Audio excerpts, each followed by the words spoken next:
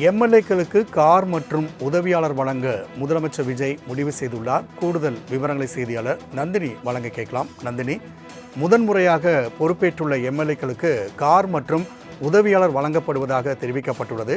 முதல்வர் விஜயின் இந்த உத்தரவு குறித்தான கூடுதல் முடிவு குறித்தான விவரங்களை நீங்கள் பதிவிடலாம்.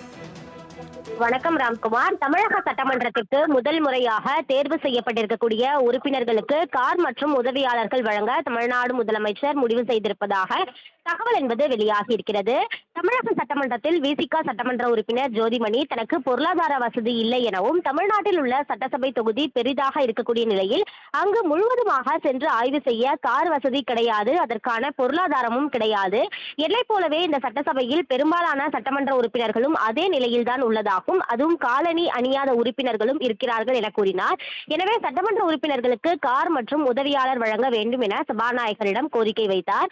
இதையடுத்து சபாநாயகர் முதலமைச்சர் கனிவுடன் அணுகக்கூடியவர், நிச்சயம் பரிசீலனை செய்வார் எனவும் ஜோதிமணியின் மனுவை முதலமைச்சர் கவனத்திற்கு அனுப்பினார். இந்த நிலையில்தான் தமிழ்நாடு முதலமைச்சர் இது குறித்து உடனடி ஆலோசனை செய்து சட்டமன்றத்திற்கு முதல் முறையாக உறுப்பினர்களாக தேர்வு செய்யப்பட்டுள்ளவர்களுக்கு கார் வழங்க முடிவு செய்திருக்கிறார். அதன்படி சுமார் 50க்கும் மேற்பட்ட சட்டமன்ற உறுப்பினர்களுக்கு கார் வழங்கப்படுவதற்கான வாய்ப்புகள் இருக்கிறது. இது தொடர்பான அறிவிப்பை சட்டசபையில் விரைவில் முதலமைச்சர் வழங்குவார் எனவும் எதிர்பார்க்கப்படுகிறது. தகவலுக்கு நன்றி நந்தினி.